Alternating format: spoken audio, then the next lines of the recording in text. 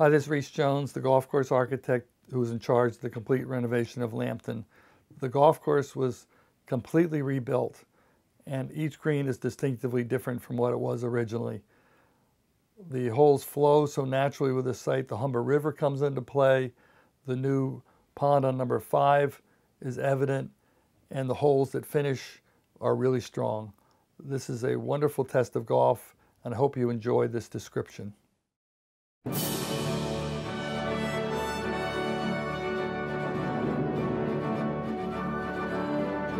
This is hole number 1 at Lambton Golf Club. It's a very good par 4. It used to be a short par 4 and a par 3, and we combined the two holes to make this one of the better holes in Toronto. You favor the left side off the tee. There's a bunker to the right of the green, so if you're going to miss the shot into the green, you want to miss it left because there's a good rough recovery area from there. There's a spine going down the middle of the green, so it's important to hit the right half on your approach shot.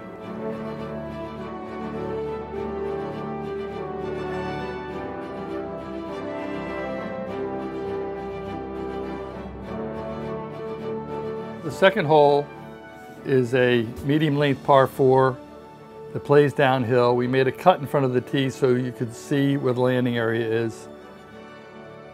It's a good driving hole. We now direct the tee shot farther left than it was previously to stay away from the adjacent road.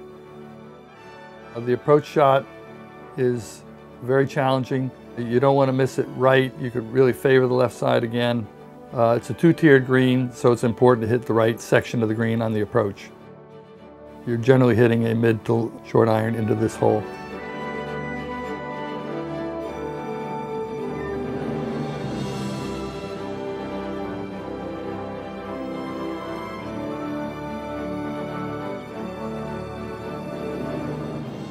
This third hole at Lambton is about a 400-yard par 4 from the back tees.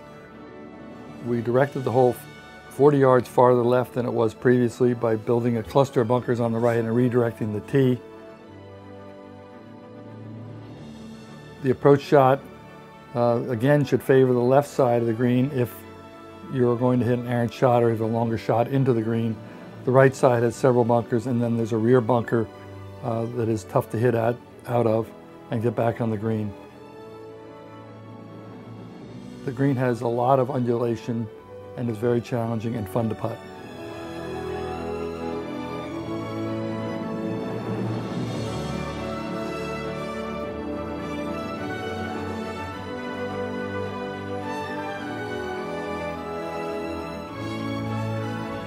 Hole number 4 is the longest par 4 on the front 9 and plays longer than it measures because it generally plays into the wind. The fairway landing area is bracketed by 2 bunkers, one short right and long left. It's an open entrance to this ample-sized green with a bunker on the left rear, which generally doesn't come into play for the shorter hitters. Again, this is a very challenging hole, but very gettable because the entrance of the green is open and very accessible.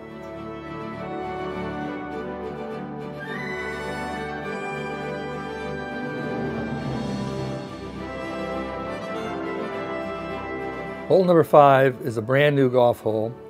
It's built around the irrigation pond, which was created because the city regulations changed and we had to have an internal pond to pump our irrigation water from. We used this pond to build our tees adjacent to it, and then built a wonderful par 3 that has a little upslope in the shot, bunker on the right, and a little small bunker on the left that we've adjusted in the last couple of years. And this is going to be a very strong hole. Again, it's into the wind.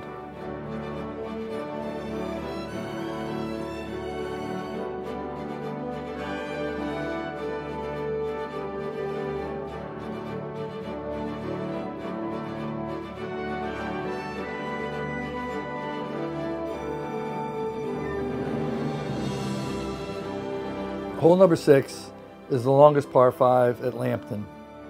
We cleared out some trees on the right to have a better view of the Humber River. The bunkers on the left protect the first landing area require the golfer to hit a shot short of the Black Creek. If you hit a long tee shot, you can go for this green in 2, but the right front bunker protects the green surface and requires a specifically good second shot to stay on the green. Most players will hit short of the Black Creek and wedge the ball onto this green and get away with a nice par.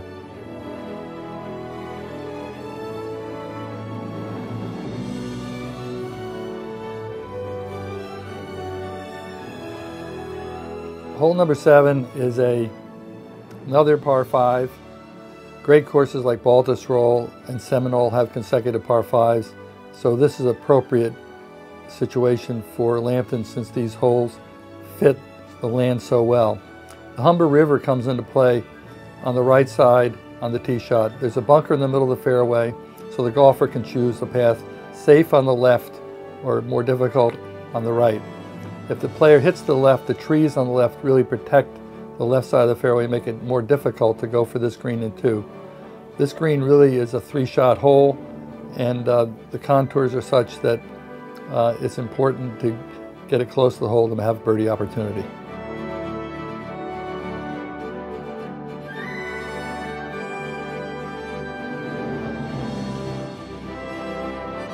Hole number 8 is a par 3 that plays very much the same as it did when we first found the golf course. We rebuilt the tee, and the green was redesigned to have several different hole locations with many transitions. The hole falls very severely from right to left, and that's why we have deep bunkers on the left side to really protect the ball from going too far away from the surface. It's best to favor the right side, but it's definitely best to hit the green on this hole because of the great par 3.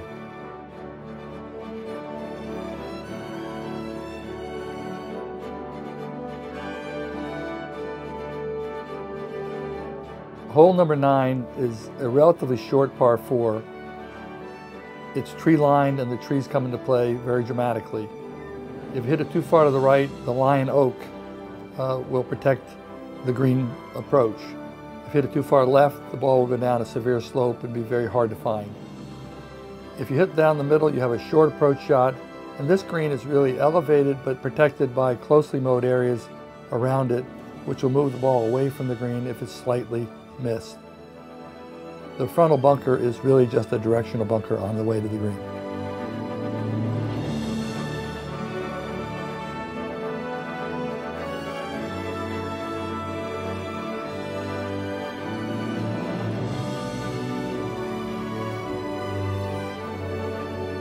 Hole number 10 is a beautiful par 5 that unfolds from the tee because the tee is elevated.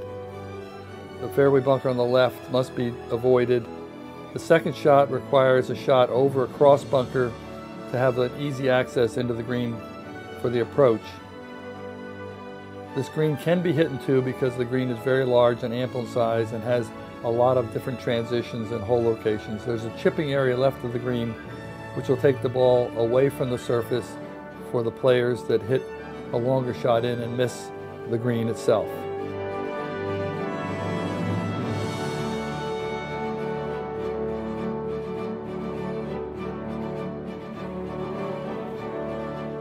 Hole number 11 starts a series of holes where birdie opportunities can be found. It's a 380-yard par 4 from the back tees with no bunkers in the fairway. You don't want to hit too far right because you'll be blocked by the trees. The shorter approach shot must miss the bunkers on the right, and if a shot is missed on the left, there's another closely mowed chipping area that will take the ball away from the surface. This is a very subtly contoured green, so a lot of birdie opportunities should be available to the players.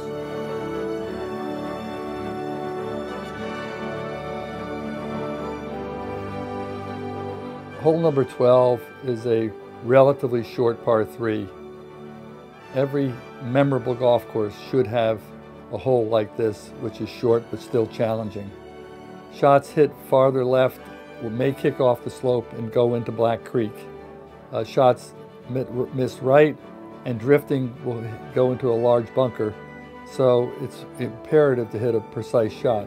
However, there's a spine that goes through the middle of this green, so if you want to make a birdie and avoid a 3-putt, you should be in the right half, the correct half of the green surface.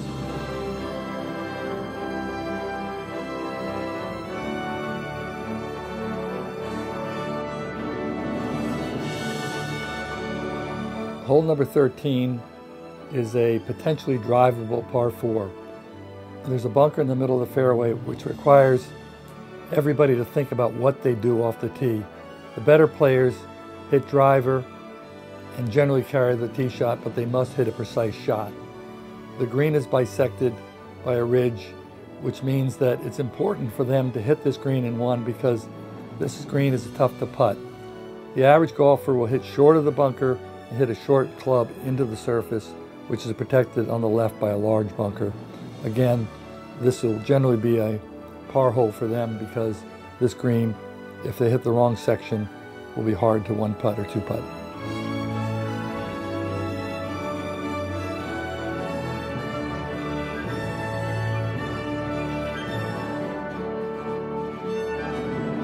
Hole number 14 is a middle-length par 4 that plays longer than it measures because the green is very elevated.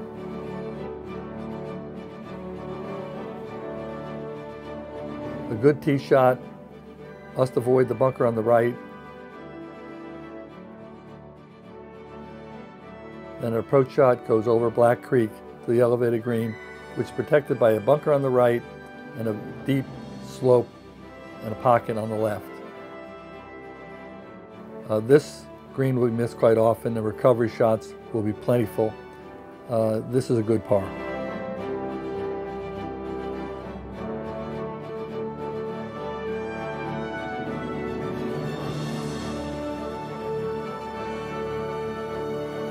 Hole number 15 is the shortest par 5 at Lambton.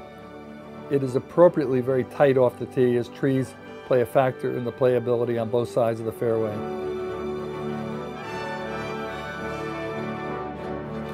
The green is protected on the left by a slope as well as deep bunkers on the right.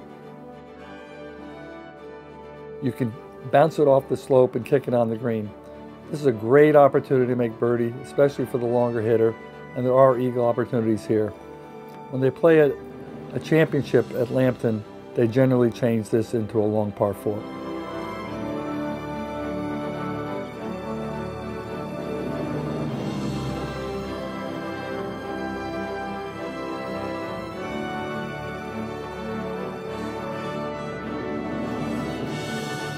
Hole number 16 is the beginning of a challenging finish at Lambton. The tee shot must be favor the left side and avoid the bunkers on the right or to the trees to the far right. The approach shot is uphill, which requires 1 or 2 extra clubs. Miss the green on the left and you're safe. There's a little bit of a false front in the front. Missing it to the right, there's a bunker that's really protective that keeps the ball from going farther away from the surface, but is a tough bunker shot. The green contours are subtle and challenging to read. They take time to learn.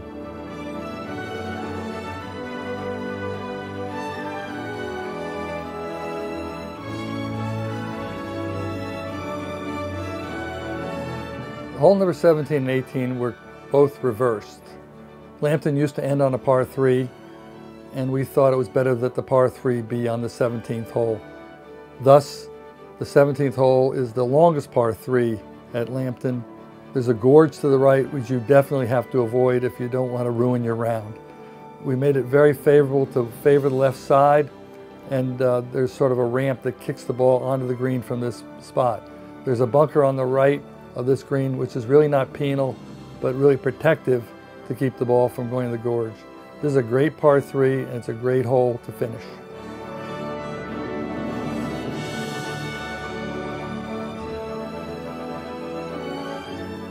Hole number 18. All renowned golf courses should have a strong finishing hole, and Lambton has just that.